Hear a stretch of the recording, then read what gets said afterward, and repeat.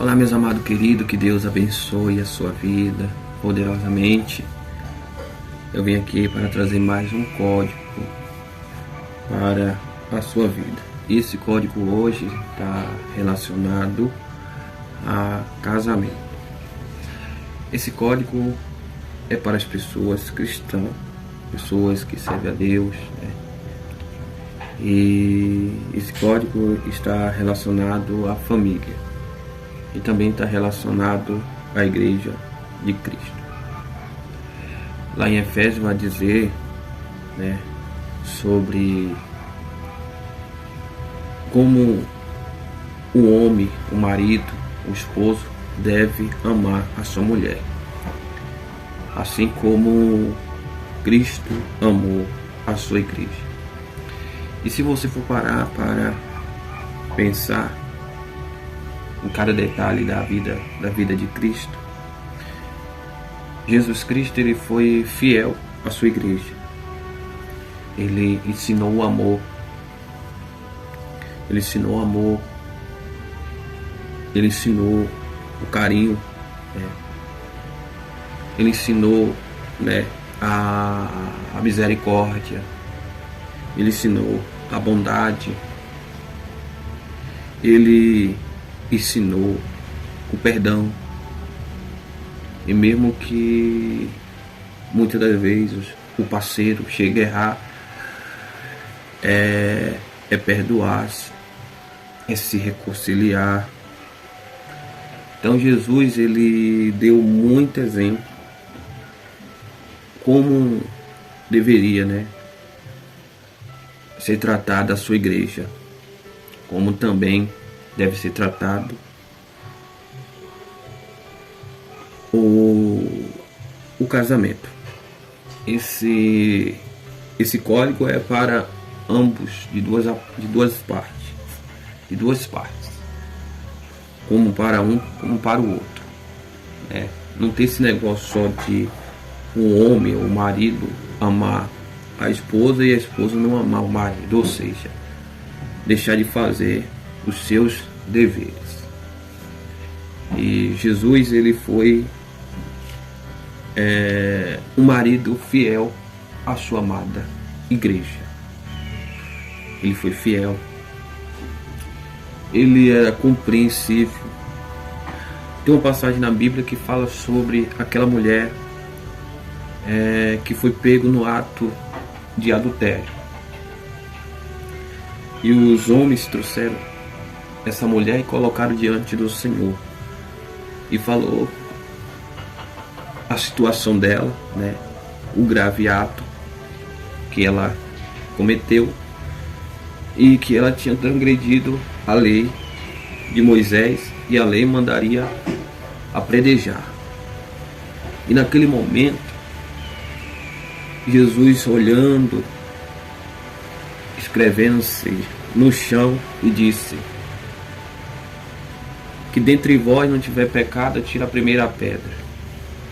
Ninguém ali ousou de jogar pedra naquela mulher, desde dos mais novos até os mais velhos, ter se retirado da lei. Então naquele momento ficou a mulher e Jesus. Então o Senhor Jesus disse: cadê teus acusadores? Alguém te acusaste, ou te julgaste, te apedrejaste? Ela disse que não. Então Jesus falou: eu também não, mas vá em paz e não peques mais. Ou seja, está se tratando de uma segunda chance. Ou seja, de uma reconciliação, né? Jesus estava ali reconciliando aquela mulher novamente à lei de Deus. Porque quem foi que te dado a lei? A lei a Moisés, Deus. Moisés não tinha como criar aquela lei, né, que veio de longos tempos até a época de Jesus, a lei aplicada, não tinha como. Então só mesmo Deus para fazer que a sua lei permanecesse até os tempos de hoje. Então Jesus, ele é compassivo, é compadecer. Jesus sempre estava se comunicando com a sua igreja, com o seu povo. ele sempre se comunicava, se comunicando, né, falando com o seu povo, para que o seu povo não sentisse falta ali, né, do ensinamento do Senhor. Então o Senhor ali sempre estava ensinando o povo. Uma coisa também que Jesus ele fazia, que ele sempre estava com a sua igreja até nos momentos enfermos, né? As pessoas enfermas, Jesus ia curar, né? No momentos problemáticos e problemas que acontecia com a sua igreja, Jesus ali ele ia, né, resolver, libertar pessoas. No momento de escassez, Jesus estava ali com a sua igreja para multiplicar o pão e o peixe, né, para dar o de comer ao povo. Em todos os momentos Jesus estava ali. E por fim, ele deu a vida por todos os membros de sua igreja, todo o povo, né, de sua igreja. Então, trazendo para hoje essa reflexão segundo a palavra de Deus, você que está aí ouvindo esse código para hoje, esse código para hoje se trata sobre, né, família, casamento, né? A família já começa pelo casal, apesar que ainda o casal espera ter filhos e tal para aplicar suas leis, né? Como será ali o procedimento daquela família. Mas se ambos, os dois, se ele não consegue se entender entre eles mesmos, quando tiver mais pessoas, eles não vão conseguir desenvolver o papel de uma família. Se não está conseguindo desenvolver um papel de um casal, não vai conseguir desenvolver um papel de uma família, né? Porque é mais de uma pessoa que vai estar ali, né, naquele quadrado, naquela casa. Então, um tem que respeitar as decisões, dependendo das decisões. Se caso as decisões não for afetar o casamento. Se as decisões for afetar o casamento, então a pessoa deve o quê? A pessoa deve cortar.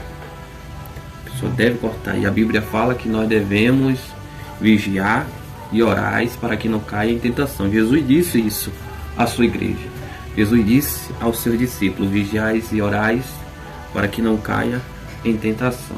Porque são muitas coisas que vêm na nossa mente para fazer. Se nós não pensar e não repensar duas vezes, nós pode fazer aquilo que está erguido, levantado, a cair, né? Como acontece na vida de muitos casais, né? Que no chegar dos tempos acaba uma coisa que construiu desde o alicerce até a cobertura, e aí acaba ali desabando, acaba caindo, né? E aí pronto, já foi. Então tem que ter muito cuidado mesmo, né, nas suas decisões. Outra coisa, quando o povo ele se manifestava por causa do ensinamento de Jesus, eu lembro que deu uma passagem na Bíblia que Jesus fala sobre o pão da vida, que ele era o pão da vida, e as pessoas começaram ali discutir entre eles e começaram a reclamar, murmurar, se queixar pelo fato de Jesus usar aquela palavra dizendo que ele era o pão da vida. Então as pessoas se afastaram do Senhor Jesus, e outros discípulos também seguiram pelo mesmo caminho. Só que Pedro ficou. Então Jesus falou assim: e você não vai junto com eles?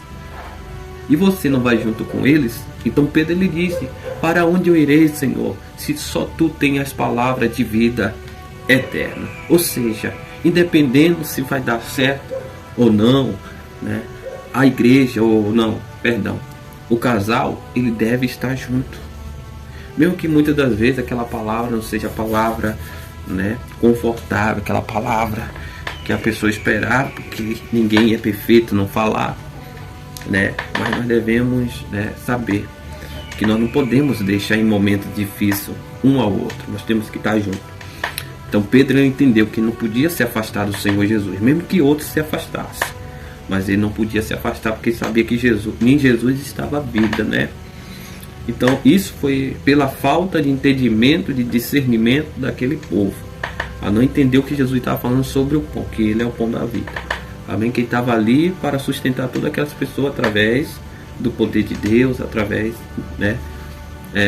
Através daquilo que Deus deu a ele. Louvado seja o seu nome. Amém? E então, a palavra de Deus também trata de muitas coisas. Muitas coisas.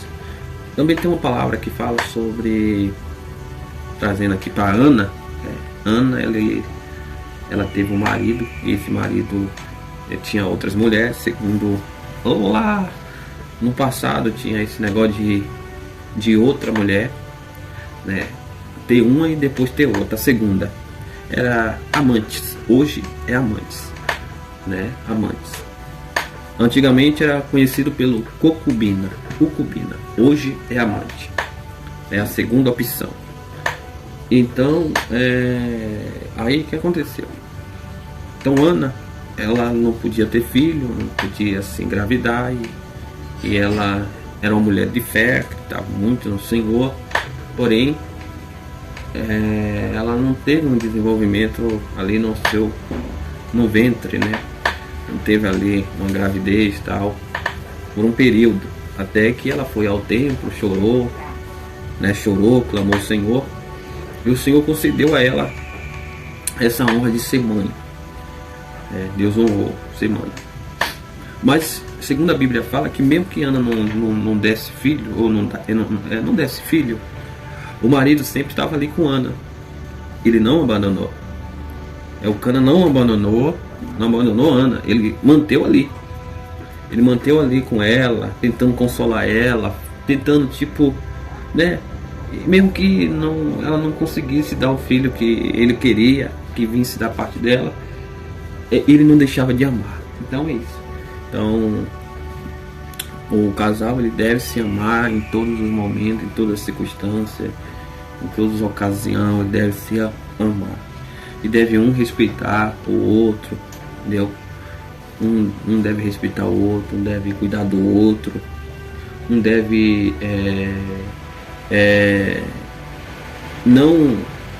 eu não digo disciplinar, mas um alertando o outro, mostrando: olha, esse caminho não vai ser bom para o nosso casamento, essa tal amizade não será boa para o nosso casamento, esse lugar onde você vai não será bom. Sempre um alertando o outro para que o casamento se torne um casamento abençoado, né?